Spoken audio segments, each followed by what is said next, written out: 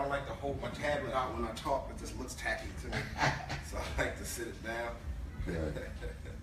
Thank you all for being here for this and for inviting me out. I was asked to talk about the mental and emotional connection between black boys and their fathers. Something that we really need to deal with. But with everything that I do or speak on or write about, it's always going to be also solution oriented. It's great to have education, but what do we do with it? Once I understand a problem, once I understand an issue, once I get to the depths of the crux of something, then what do I do? And so as we go through this, that's what we're going to be doing. We're going to be flushing out what that connection is, what the connection looks like, different things that it entails, but also what we are going to be challenged to do as a community in supplementing the mental and emotional connection, because some fathers aren't in their sons' lives. So if we have a lot of young men who do not have their fathers, just because we understand the connection, what are we going to do to fix it or supplement it or give them something like what they're supposed to have? So that's what we're going to deal with today. So just as we look around, there is no doubt that sons have an emotional and a mental connection with their fathers. Now, to me, this connection is analogous with the umbilical cord of a woman and the child.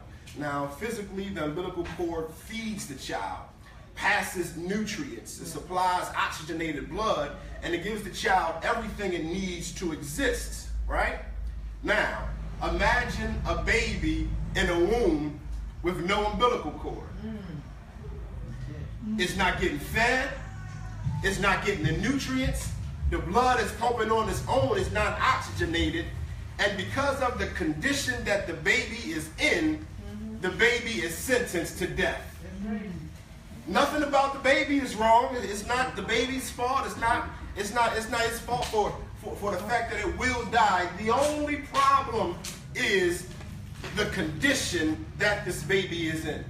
So I suppose to you all today that the seeming sentence of death that is on our young men is because of the lack of mental and emotional connections to their fathers.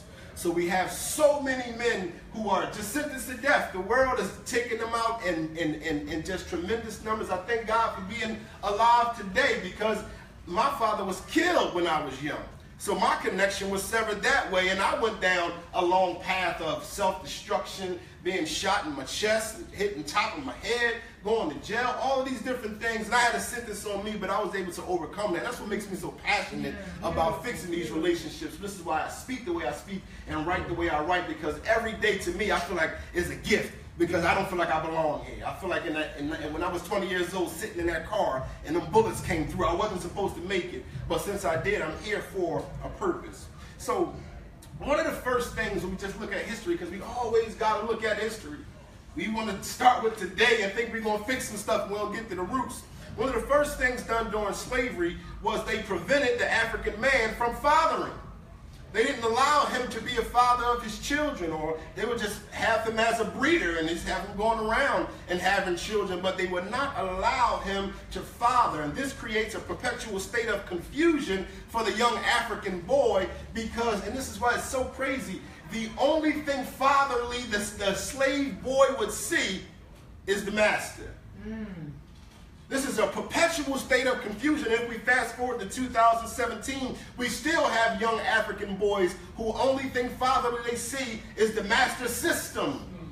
So they're fed by the master's food stamps, and then they're educated by the master's school systems.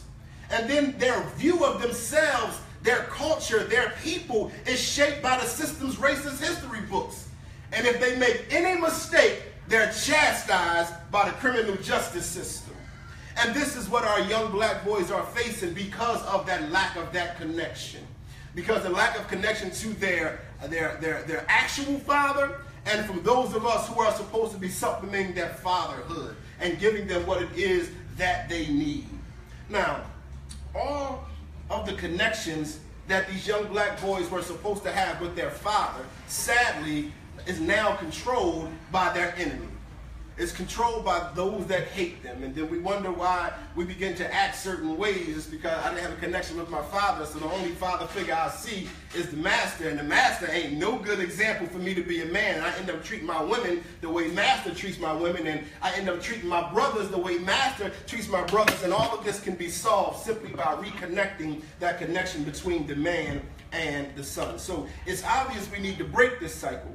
But in order to do so, we must understand the proper dynamic of father and son so we can supplement it for the fatherless. So it's imperative that we understand the proper relationships. So some of the things I say we might look at like, I don't know if that's true or if that's how it really works, just because our relationship's been so messed up. And sometimes we don't know what the proper relationship is supposed to look like. So somebody brings you some truth and you've been used to a lie so long. I remember somebody said to me, it's easier to fool somebody than it is to convince them that they've been fooled. Sure. So once you've given into the lie, when somebody brings you truth, you're like, oh man, that's like growing up in a Caucasian school system. You learn all this stuff, and then you hear Dr. Francis Cress Wilson and Lily Phillips. You're like, I don't believe none of that stuff. Right. That can't be true. That's right. They done conditioned your mind. You can't listen to Amos books. You can't listen to no black psychologists because you've been trained to listen to all of the Europeans your entire life. That's a whole nother lecture. That's a whole nother lecture. So, as we talk about this mental emotional connection, we must know that the father is supposed to be the foundation of who the son is. Me, I'm Mitchell Chance Jr. I grew up little Mitch, even if I wasn't. My brother isn't a junior, but he still was little Mitchell's son. And that's the first foundation of who you are, being connected to who your father is. Now, what does this really mean? It means that when a young African boy sees his father, he's supposed to see his starting points. And this is where we get messed up at. See, I'm supposed to be able to see my dad's bank account and know that's where my money starts for me to add on. I'm supposed to see my father's talents and know that, well, I'm supposed to start there. If he builds houses, then I need to build skyscrapers. I'm supposed to be able to see my father's character and know that's my starting point. That's my starting ground. I see who my father is. That's who I'm supposed to be, but then more. But we have had generations of men whose manhood started in the negative. So instead of me having that foundation of, I see my dad, I see who my dad is. So that's me, and now I'm going to stand on his shoulders. And then the next generation will stand on my shoulders. That's an African principle to the fullest, right? Standing on the shoulders of your ancestors. But for some reason, we keep standing under their feet. Because the connection is not there. So if that fatherly connection is not there, now I have to grow up trying to figure out, where do I start? Yes. But when I have my father, I see where I start at.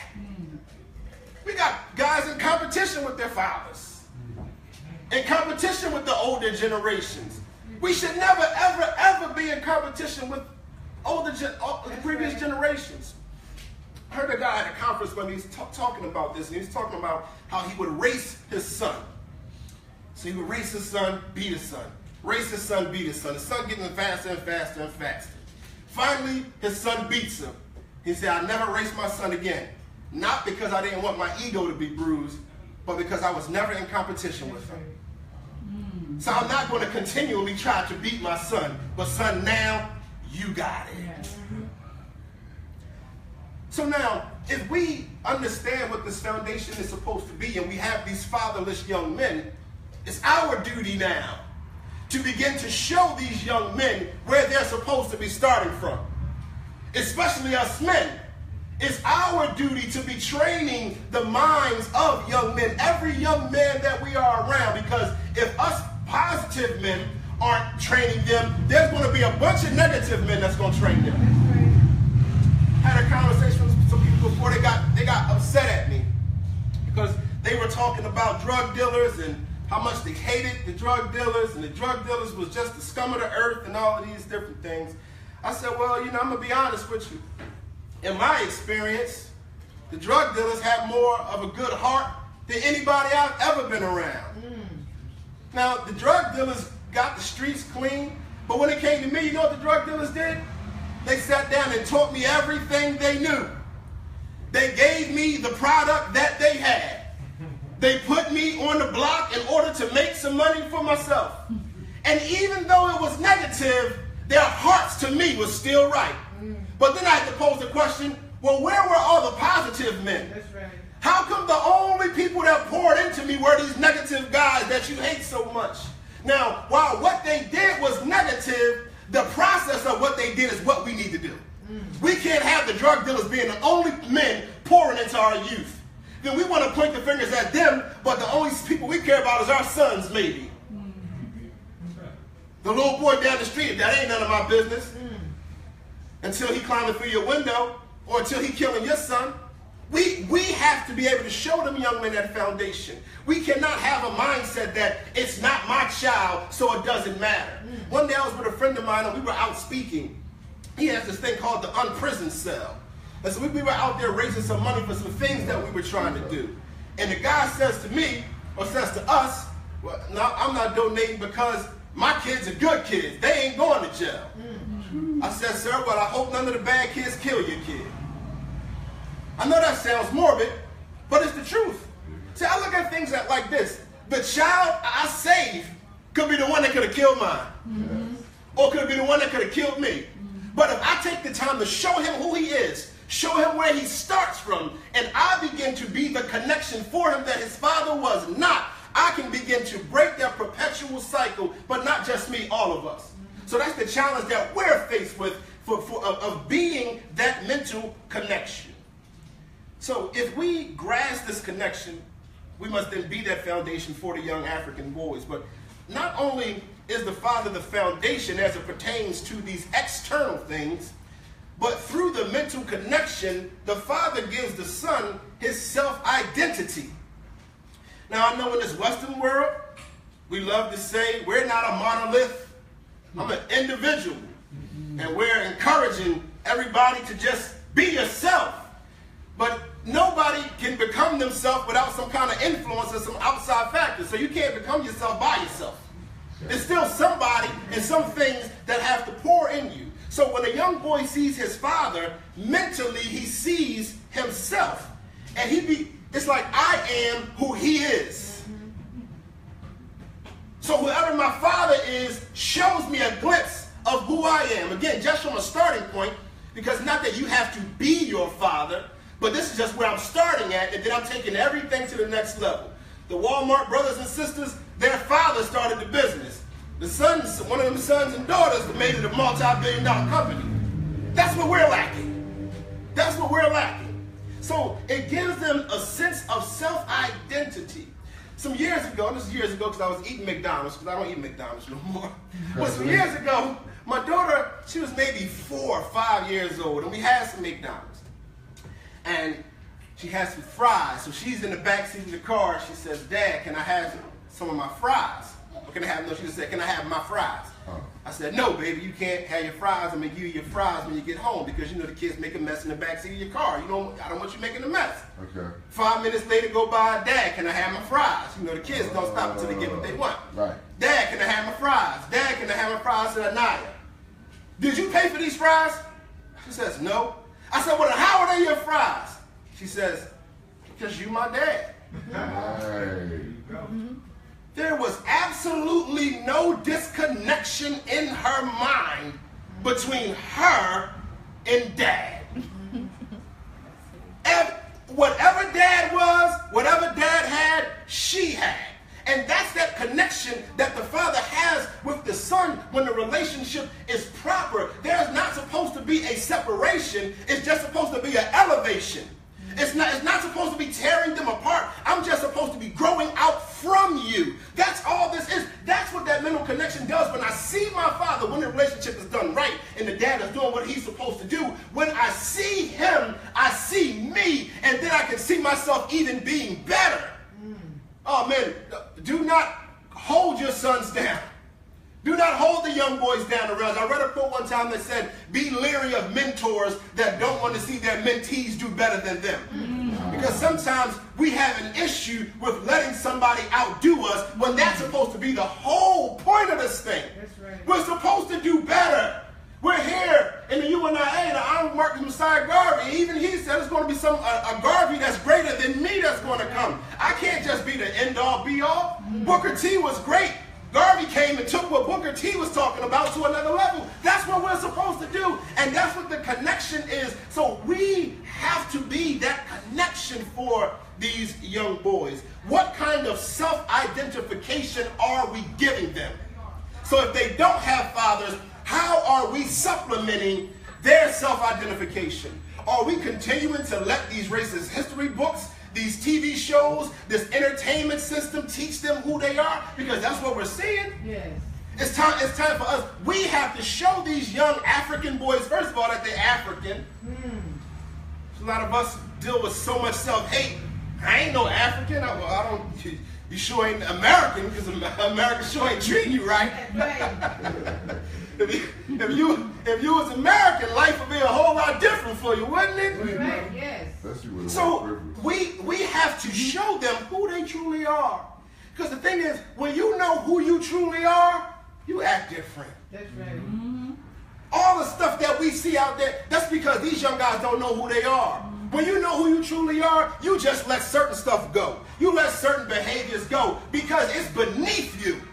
It's beneath you to act like a peasant if you're royalty. That's right. Yes. That's Yes. right. It's beneath you to be stealing to eat when you own the world. But when you don't know the world is yours, you're going to live your life like a peasant. So how are we supplementing that? That's what we have to wrestle with and what we have to do. We have to make sure, and this is not just your immediate family. Whatever block you're on, whatever young boy is on your block, that's your assignment. 2-block, 3-block radius, whatever. That's your assignment.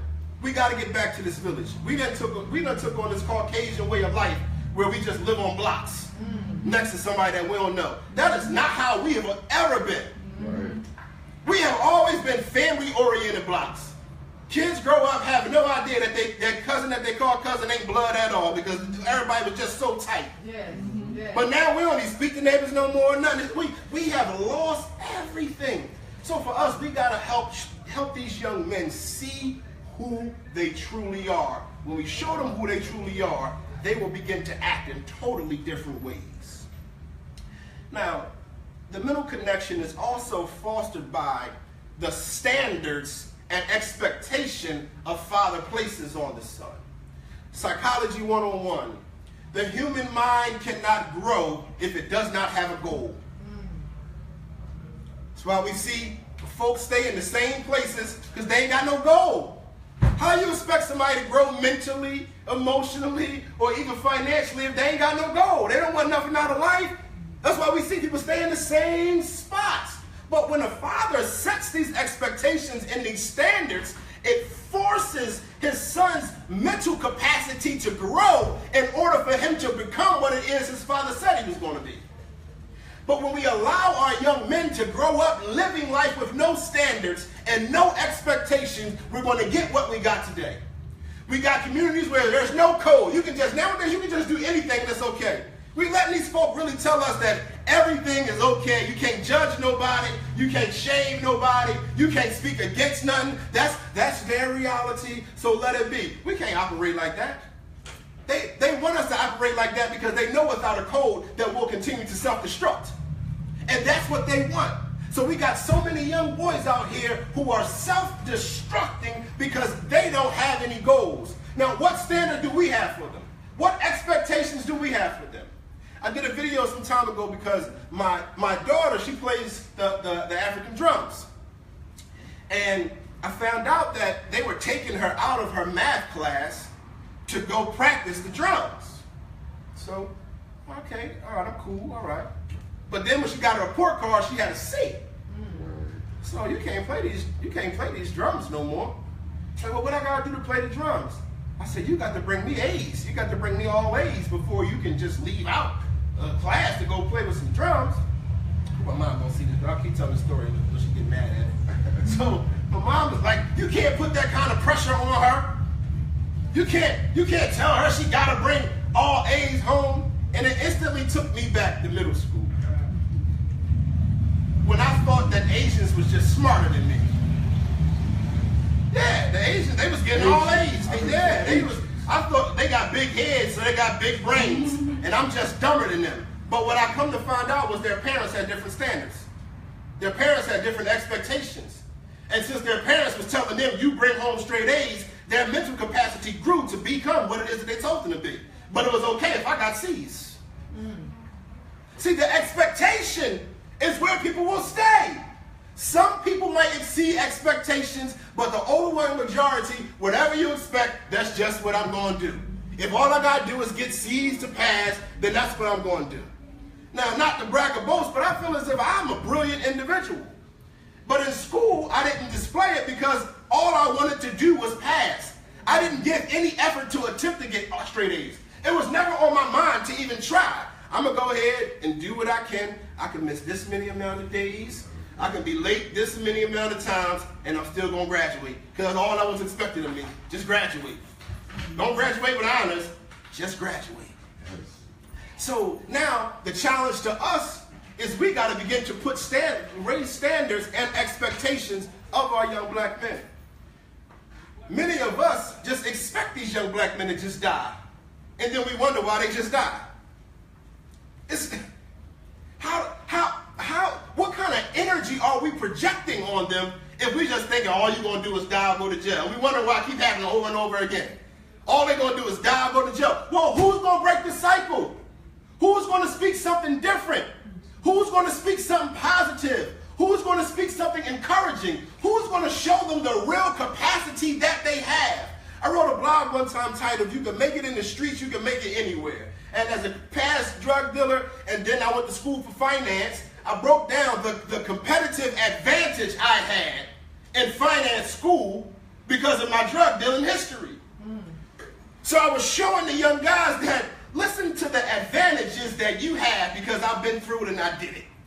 And if you can make it in these streets where you might die or go to jail, and because they're using their mental capacity to sell drugs, if you can make it in that, let me show you how to channel that in another direction.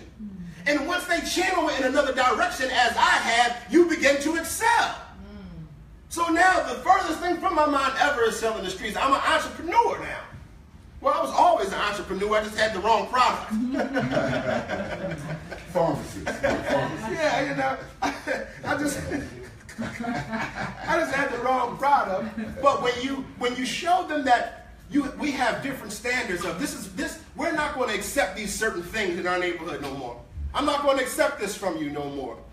I began to talk to one of my little cousins about not calling himself nigger. And so it got drilled in his mind. And I totally forgot about it because I'm always just talking to the young guys, and then I just leave. So one day, I'm sitting on the step, and all I hear is my little cousin. "If you call me nigger one more time, I'm going to punch you." Now, I don't want them fighting each other, but he no longer allowed that to be called, him to be called that anymore.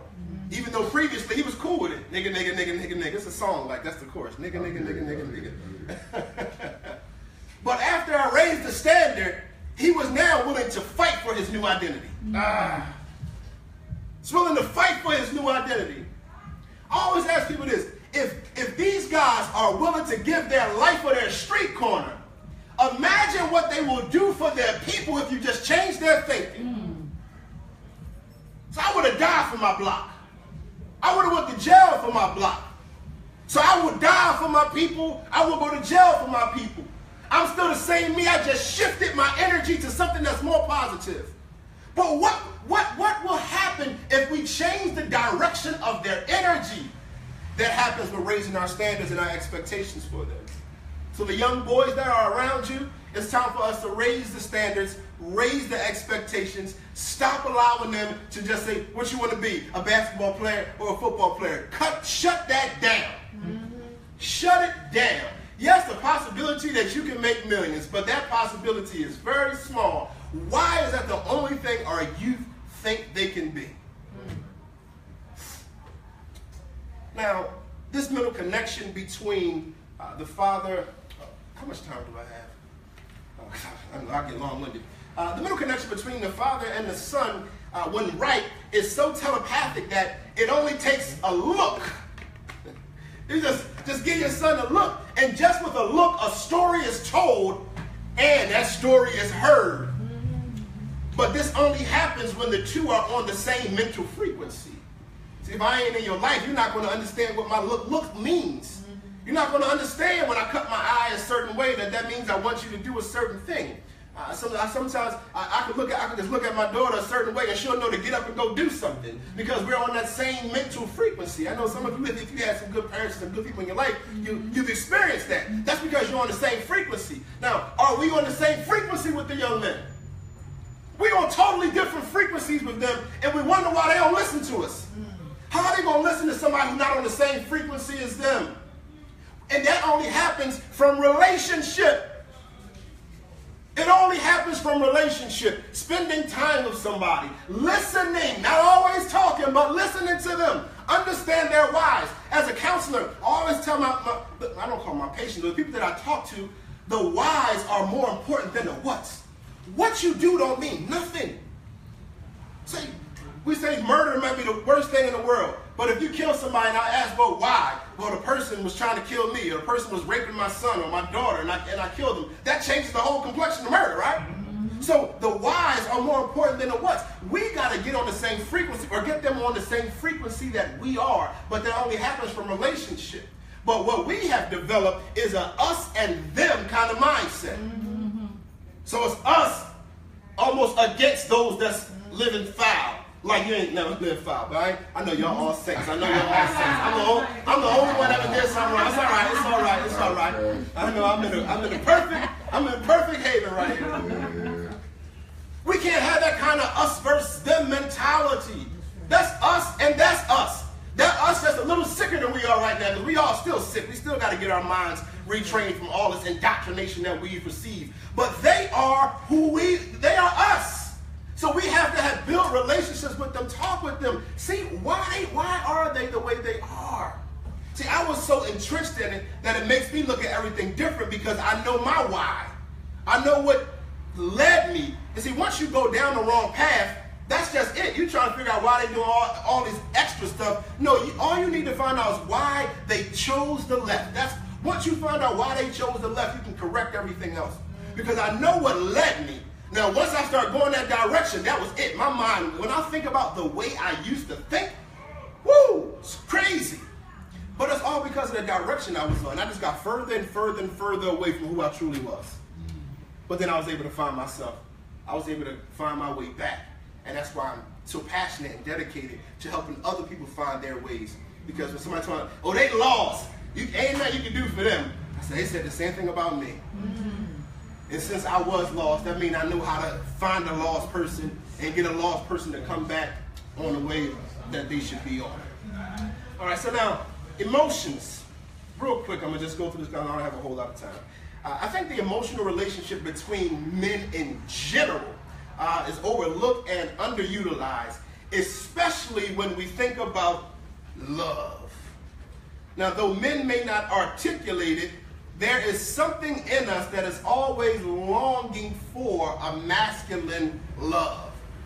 The world has made love seem like it's only for women. I don't know how we've succumbed to that. And so we don't want to say or act like we're looking for love from other men when we are. You want to know why guys are joining gangs? It's because they're looking for some love from some other men. They're trying to find some masculine love somewhere. Tupac said it best. He said, I rode around with the thugs, and even though they sold drugs, they showed a young brother love. So you trying to figure out why I'm part of thug life? You trying to figure out why I'm part of this game? Because I wasn't getting no masculine love nowhere else. So emotionally, I'm deprived because either my father's not there or my father does not know how to show his emotions. None of the other men in my life want to show no kind of masculine love. So now, but I need it, so I'm going to find it somewhere. And so now I'm finding it from a bunch of other young guys who have no guidance. Now we love each other. We're going to ride or die for each other. We're going to kill for each other. We're going to do all of these negative things because nobody showed me the masculine love that I needed and guided it right. When I did find that masculine love, it was at the hands of somebody who was leading me the wrong way. So now, men, are we going to begin to show our young brothers some masculine love? We can't be afraid to tell each other we love each other. I remember years ago, I was at Fridays, and as I was leaving out, my cousin was there, and I was like, love you, man. She's like, love you too. This girl turned around and looked like with the craziest look in the world, you know? Like two men just told each other they love each other. You know, she has no idea how many cousins we lost to the streets. And because of that, we talked about this and said, listen, I ain't going to be talking about how much I love you after you're dead. So I'm going to tell you I love you while you're here. You know, she don't know the history of any, but the real question is, why does it make her feel uncomfortable? Or anybody to feel uncomfortable because a man can tell another man he loves him? She ain't right either. if you comfortable in being your man, you a tough man, then what you scared of? I love you, brother. I love you, brother. I love you, brother. I love all you brothers here. Tell me, brother. You're the only one. God, ain't nobody else love me in this joint.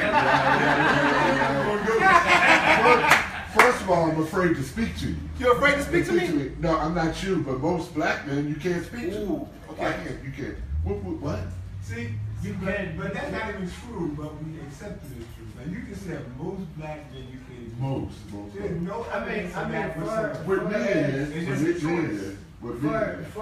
far as how he's saying it, yeah, because there's a lot of guys I done spoke to him like, hey, why you speaking to me? And I leave that where it's at. I leave and come back with a brother. I come back with their proof. What's up, nigga? I come back like, what's up, nigga? Yeah. And then Philly is just a bad place with that. Down like, yo, when you get, I'm talking about Broad Erie. Well, that's something that we got. So now we see a problem. Are we gonna change it? Actually, I did a little short video on that. You know, with two guys coming down the street. I'm like, you know, how you feel about? They both got hoodies on. Yeah. I'm like, you know, what do you do when you come close to this person? I don't know if y'all see the video. You speak. You know, we gotta begin to speak to each other. That's right. You know, we have this fear of each other. I think because you got a hoodie on that you gonna harm me, but I know I got my hoodie on because I'm cold. Or it's raining. Or it's raining. But for some reason, I don't think you get cold. Don't no other black man get cold or wet but me. Okay. Any other black man with a hoodie on got a gun. I don't understand. This is how we've been trained to look at each other. Oh man, I gotta watch him. Now this sounds really crazy, but this is what I decided to do. I don't care where I'm at. I'll be on any street. I'll be walking. When I walk past any group of guys, guy with a hoodie on or whatever, I forcibly stopped myself from turning around and checking to see what they was doing. If they're gonna do something, they're gonna do something. But I'm not gonna walk around with that fear of my people. Right. That's just what I'm doing. A lot of people say I'm crazy for doing it, but I can't. You're not gonna make me continue to believe when my experience, I'm 35 years old. I walked the streets of Philly my entire life. Not one time ever in my entire life has a random black man just punched me in the face while I was walking down the street. It's never happened.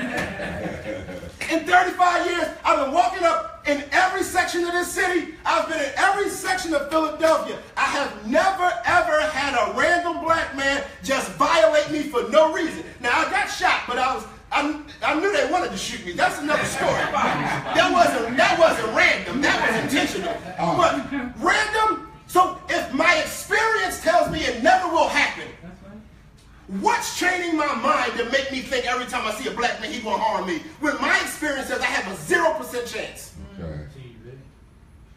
Books, videos. That's a whole nother lecture too.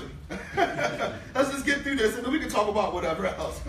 Now, when a relationship is right, the one person a man can be a total emotional wreck with is his father.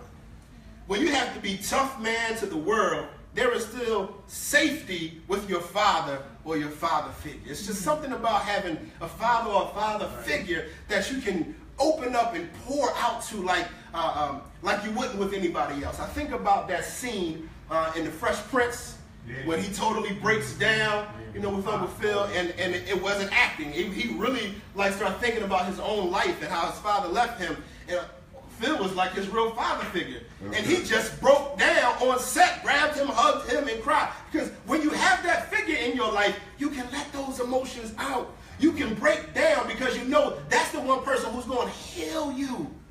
Can we create safe environments for our men to let go?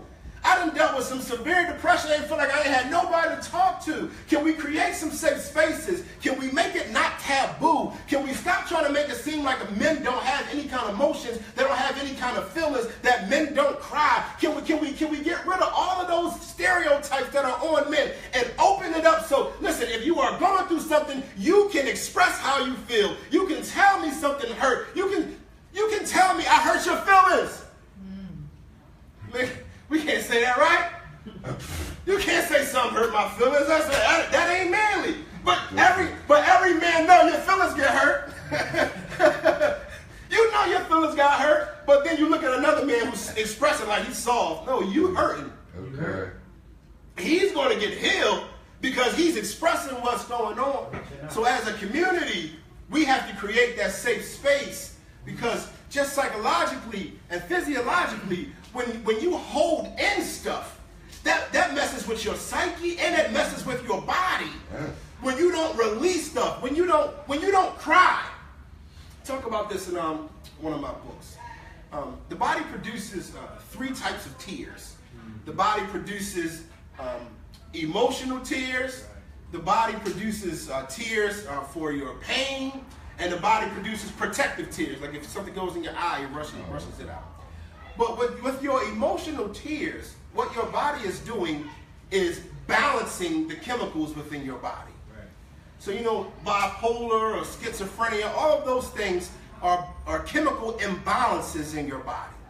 When you cry, it's your body's natural way of balancing itself out so you don't go crazy.